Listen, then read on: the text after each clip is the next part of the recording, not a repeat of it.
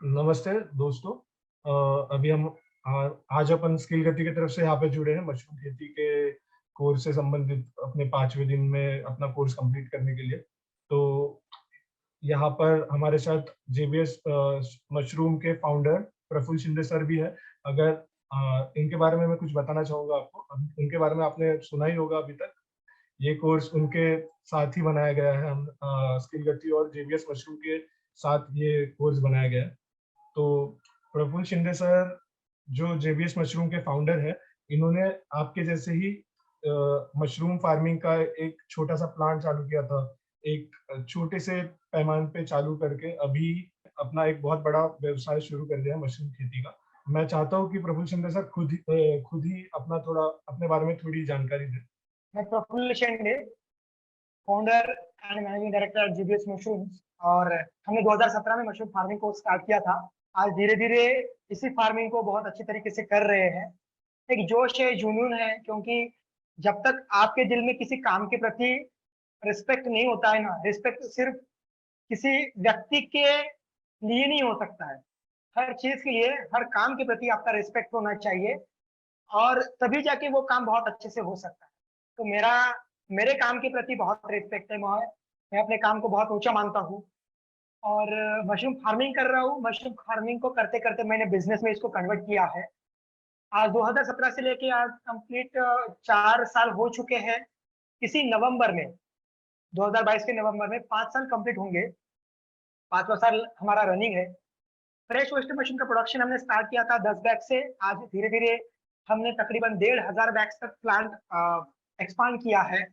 वैसे हमें इतना बड़ा करने की जरूरत नहीं है, क्योंकि हर महाराष्ट्र के डिस्ट्रिक्ट में हमारा ग्रोवर है और भारत के हर राज्य में कम से कम 10 ग्रोवर है। तो हमें जरूरत नहीं। इवन अंडमान निकोबार तक भी पहुंच चुके हैं, श्रीलंका में गए हैं, नेपाल तो है, भूटान भी है, नाइजीरिया तक पहुंच चुके हैं।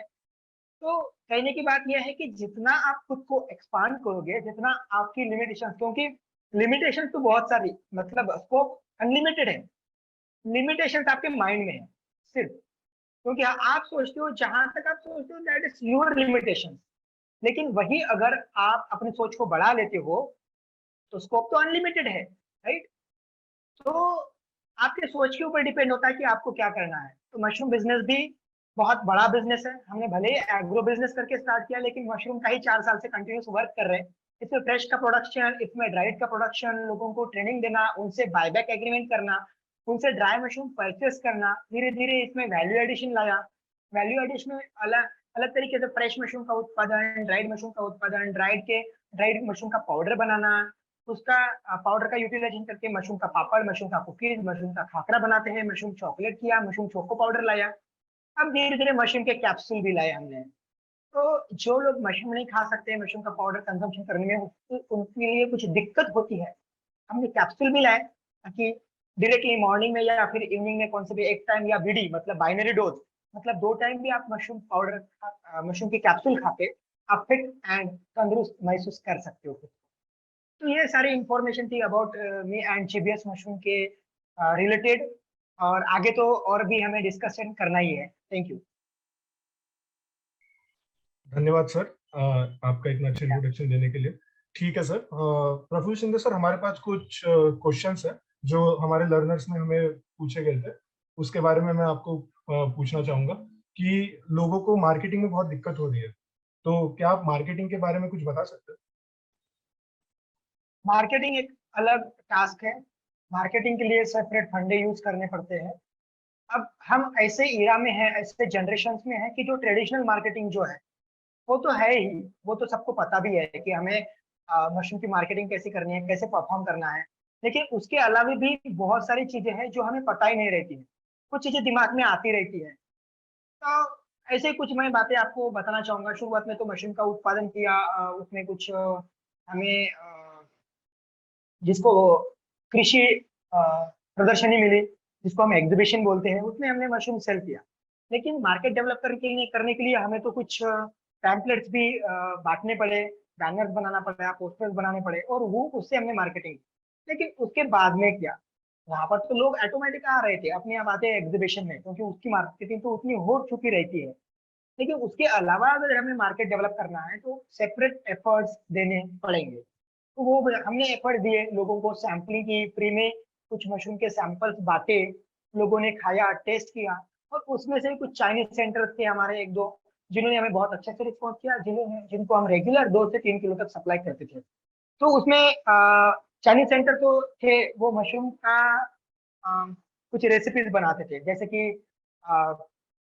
Mushroom chilli, mushroom rice, mushroom noodles, ऐसे अलग अलग ये बना के। तो वही चीज है कि मार्केटिंग करने के लिए हमें सेपरेट सही तरीके से मार्केटिंग, सही ढंग से मार्केटिंग स्ट्रैटेजीज बनानी पड़ेंगी, प्लानिंग्स बनानी पड़ेगी। कुछ शॉर्ट में मैं बताना चाहूंगा कि अगर मार्केटिंग करनी है तो सैम्पलिंग करो, लोगों को कुछ फ्री सैंपल दो, बांटो, लोग खाएंगे तो अट्रैक्ट होंगे। तो मेरा कहना है कि अगर आप 1 किलो 2 किलो मशरूम बेच रहे हो तो उसमें से 100 ग्राम एक दिन के लिए एक सैंपल एक कस्टमर को अट्रैक्ट कर सकते, हर दिन एक नया कस्टमर बनाओ, क्योंकि ये हमने एक्सपीरियंस किया है।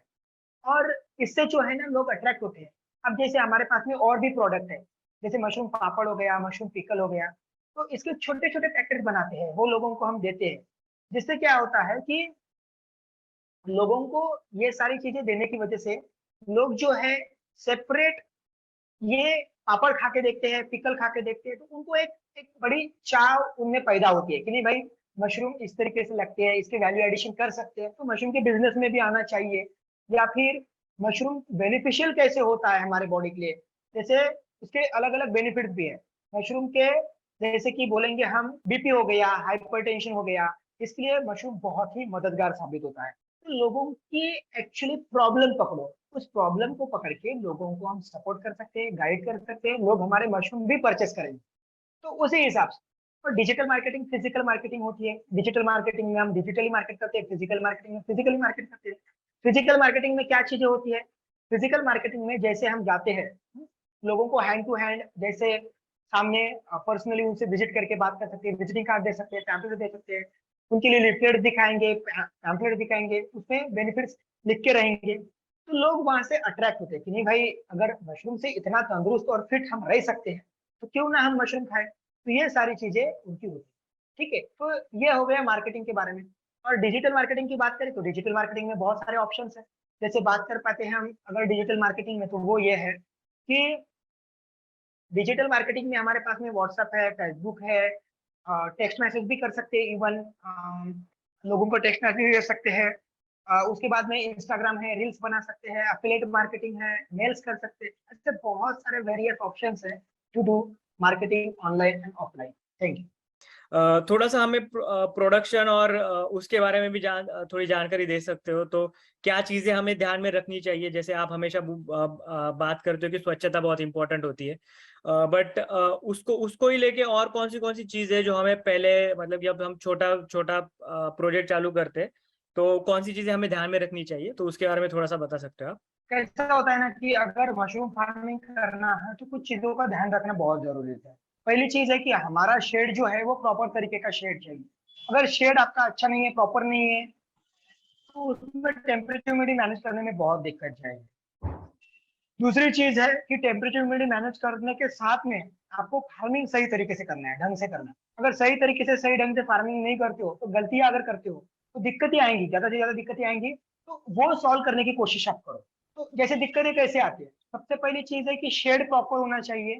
तो शेड के आजू बाजू बोरियां लगाओ, वहां पे वाटर स्प्रे करो जिससे टेम्परेचर ह्यूमिडिटी मैनेज रहेगी।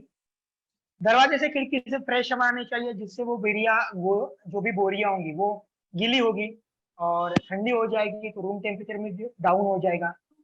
तीसरी चीज है कि स्वच्छता रखना है आपको शेड में। चौथी चीज रहेगी कि कल्टीवेशन करते वक्त आपको स्पॉन अच्छा यूज करना है और प्रोडक्शन सही तरीके से करना बहुत जरूरी होता है। और 5 से 6 दिन में मशरूम निकलना चालू हो जाता है।